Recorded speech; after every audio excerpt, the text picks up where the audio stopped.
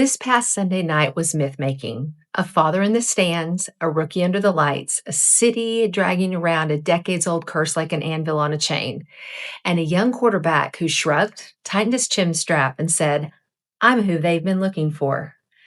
As a newbie sports attorney and agent, I'm constantly told to look at the comps, the comparable players, standard trajectories, and safe bets.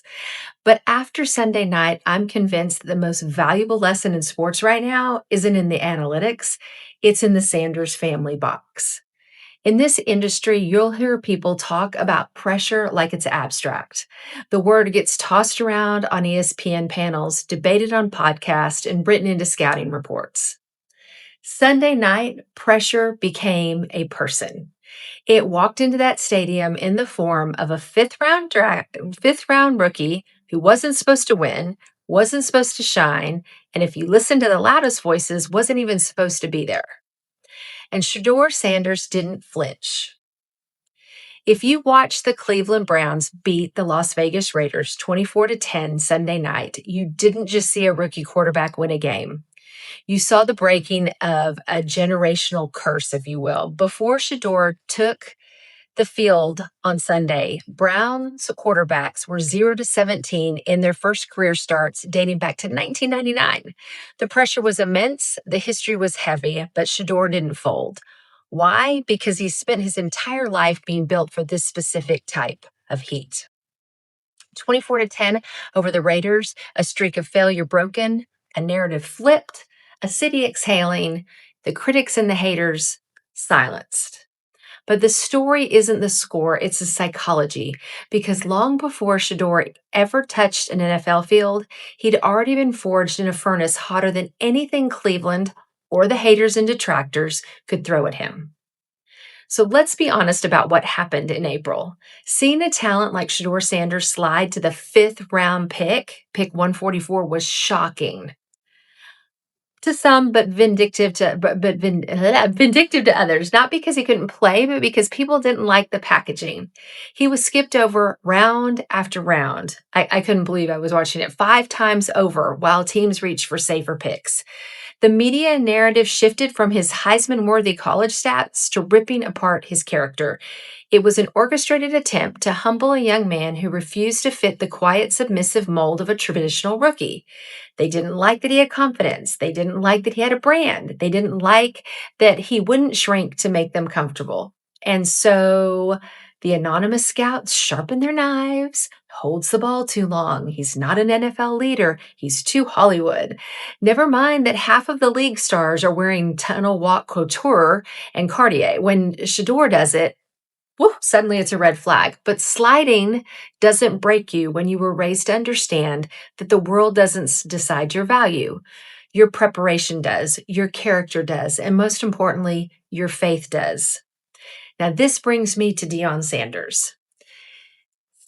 I lived in Texas for 45 years. I grew up with the Dallas Cowboys and watching Deion Sanders play, and watching him as a parent and a coach now has been particularly illuminating for me, but especially on Sunday nights. Seeing Coach Prime in the stands Sunday night, watching his son with that intense schooling pride was a reminder to me of what is missing in so many athletes' lives. Critics love to criticize Deion's involvement. They say you should step back. I completely disagree. In a league that treats players like disposable assets, Deion treats Shedeur like a legacy. He has modeled what it looks like for a father to love his child loudly and unapologetically. He didn't just teach Shedeur how to read a defense, he taught him that his worth isn't defined by a draft number. That embrace after the game that's been going viral wasn't just a father hugging a son, it was a vindication of their method. They did it their way and they won.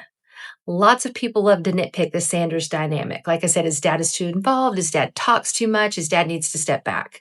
What those critics really mean is this: they are uncomfortable seeing a Black father be loud, present, and fiercely protective. Deion isn't a helicopter, he's a foundation. He teaches publicly what many families never see privately. He shows up, he advocates, he corrects, he celebrates, he loves out loud in a world that often asks men, especially Black men, to be stoic, silent, or absent. Yes, I'm a new sports attorney and an even newer sports agent. So I studied this stuff like game film, but I became those things in my second act, if you will, after being a single mom raising four children largely without a man's presence. And let me be very clear. What Dion gives his son is exactly what every athlete should have, what every child should have. If we help our athletes build even 10% of that kind of inner circle in my agency, well, that is a success rate I'd be proud of. Now, you can't talk about Shedeur and Dion without talking about their faith. Not the Instagram caption kind, the kind that fortifies you, the kind that fortifies me, the kind that steadies your breathing when decades of a franchise's trauma are staring you down. In the post game presser, Shedeur didn't talk about haters or revenge, which honestly would have been understandable. He talked about God. He and his father have been consistent about their faith being their anchor. When you slide to fifth round and the national media is betting on your failure, you better bet you need a foundation that is stronger than public opinion. Shedeur played with a calmness Sunday night that you don't see in fifth round rookies. That wasn't arrogance. It was the peace of someone who knows who they are, regardless of what scouting reports say or the critics say. And when Shedeur said after the game that God was his peace, it wasn't PR, it was truth. Faith is their anchor, and anchors don't move when the tide rages. The biggest lesson I took from Sunday night had nothing to do with stat lines, and it had everything to do with support. Because in this business, and I'm learning it fast, the league doesn't break athletes. Isolation breaks athletes. A bad circle breaks athletes. Silence breaks athletes. Being surrounded by people who only love you when the scoreboard agrees, that breaks athletes.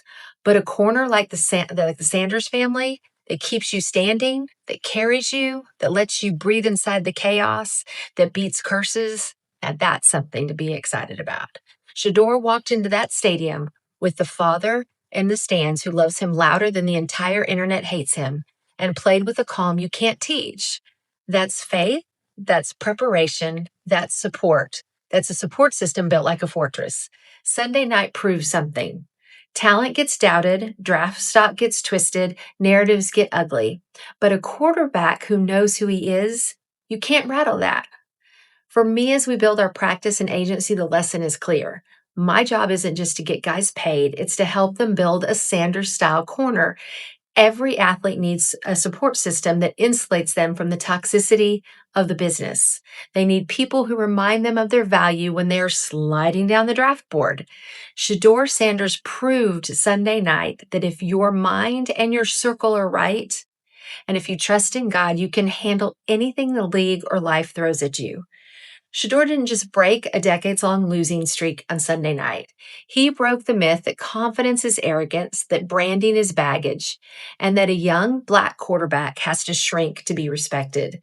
The Sanders standard is real, and everybody needs to get used to it. Now, if you want to understand the blueprint that built Shedeur's mindset, you need to read the source material. One is the Bible. But besides that, for our next ChalkTalk Book Club, we're going back to Coach Prime's 2023 bestseller, Elevate and Dominate 21 Ways to Win on and Off the Field. It's not just a football book, it's a survival guide for maintaining confidence in a world that wants you to doubt yourself. Pick up a copy. The link's down there somewhere in the bio, and join us next week. Join us, read with us, apply it, because this isn't just football philosophy, it's life philosophy with cleats on, and we saw the proof of that last Sunday. And one more time for the people in the back. Sunday night wasn't just a win, it was a clinic in belief, family, faith, and identity. It was the Sanders standard, and everyone in the league and outside of the league, just everyone needs to get used to it. This is Lee. Thanks for joining me.